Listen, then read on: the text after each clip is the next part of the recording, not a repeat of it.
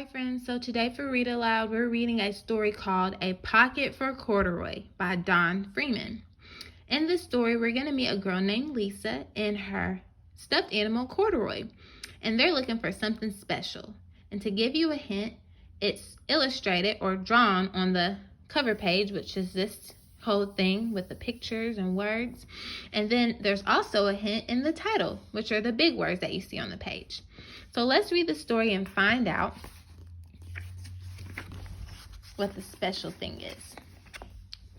A Pocket for Corduroy by Don Freeman.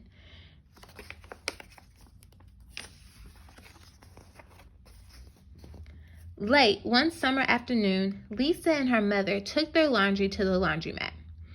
As always on these trips, Lisa carried her toy bear, Corduroy. If you see Corduroy on this page, I want you to shrug your shoulders, move them up and down. The laundromat was a very busy place at this hour. Now, Corduroy, you sit right here and wait for me, Lisa said. I'm going to help with our wash. Corduroy waited patiently, then suddenly perked up his ears. That means that he's getting ready to listen to something. Lisa's mother was saying, "Be sure to take everything out of your pockets, Lisa dear. You don't want your precious things to get all wet and soapy." Pockets, said Corduroy to himself. I don't have a pocket. He slid off his chair. I must go find something to make a pocket out of, he said, and he began to look around. First, he came to a pile of fancy towels and washcloths, but nothing was the right size or color. Then he saw a huge stack of colorful clothes in a laundry bag. There ought to be something in there to make a pocket out of, he said.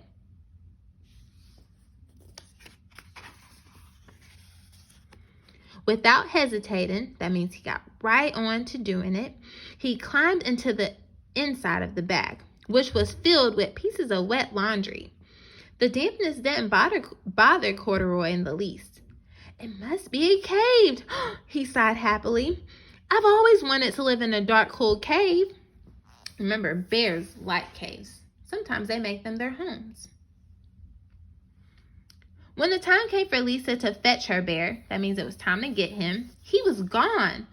Oh, Mommy, she exclaimed. Corduroy isn't here where I left him. I'm so sorry, honey, said her mother, but the laundromat will be closing soon and we must be getting home. Lisa was reluctant to leave without Corduroy. That means she didn't want to do it. But her mother insisted. You can come back tomorrow, she said. I'm sure he'll still be here. Lisa's looking really sad about having to leave him. I would feel sad too if I had to leave my toy. As they left, a young man wearing an artist beret was taking wet laundry out of the bag, the very bag Corduroy had discovered. And before he knew it, Corduroy was being tossed together with all the sheets, shirts, shorts, and slacks. If you see Corduroy on this page, I want you to say, oh yeah. And he was being put inside the dryer. But just as the artist was shutting the glass door, Corduroy tumbled out onto the floor. How in the thunder did that bear ever get mixed up with all my things? The artist wondered. Poor Corduroy was damp all over. That means he was wet. The least I can do for him is give his overalls a good drying, said the man thoughtfully. He unbuttoned Corduroy's shoulder straps and put his overalls into the dryer. Corduroy grew dizzy as he watched the clothes spinning around, but the artist became inspired. This would be a wonderful painting, he said as he took out a sketchbook of his pocket and began drawing the swirling colors. I can hardly wait to get back to my studio. Finally, the dryer stopped whirling and a man gathered up the clothes. Then he helped Corduroy put on his warm, dry overalls. All at once, the manager of the laundromat called, "Closing time, everybody out."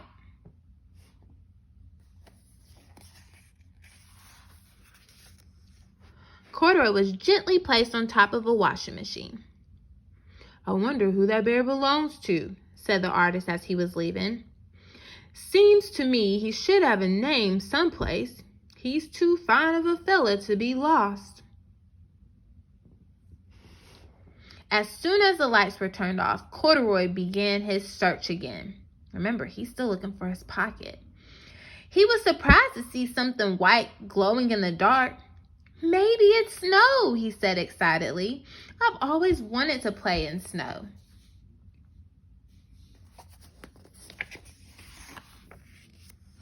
He accidentally tipped over the open lidded box and suddenly he was covered with soft, slippery snowflakes. Gradually, Corduroy began to slip and slide. "Oh, what fun," he said with a smile. "I've always wanted to ski down a deep mountainside."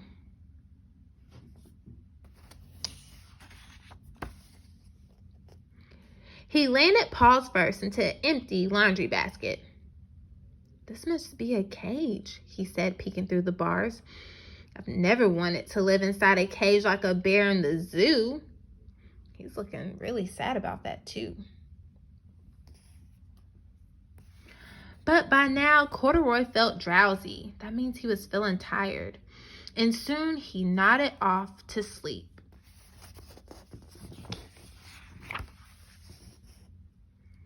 Next morning, when the manager came to open the door for the laundromat, there was Lisa waiting. "I left something here yesterday," she explained. "May I take a look around?" "Certainly," said the manager. "My customers are always leaving things."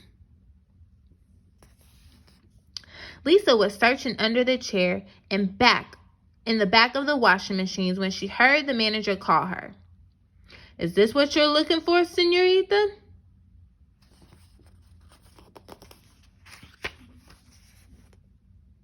Yes, he's my best friend," shouted Lisa as she came running. She reached in and picked Corduroy out of the basket. "So this is where you've been, you little rascal," she said. "It's time I took you home." Lisa thanked the manager and ran out the door and down the street, holding Corduroy tightly in her arms. "I thought I told you to wait for me," she said. "Why did you wander?" "I went looking for a pocket," said Corduroy. "Oh, Corduroy, why didn't you tell me you wanted a pocket?" asked Lisa, giving him an affectionate squeeze. So she gave him a big hug. And that very morning, Lisa sewed a pocket on Corduroy's overalls. "And here is a card I made with your name on it for you to keep tucked inside," she said. "I've always wanted a purple pocket with my name tucked inside," said Corduroy, as he and Lisa nuzzled noses. The end. So at the end of the story, Corduroy did get that special thing. He got the pocket. And there's the word pocket right there. All right, friends. So today for our activity, Corduroy was one of Lisa's favorite toys. I want to know, do you have a favorite toy? If you do, post a video telling me about your favorite toy.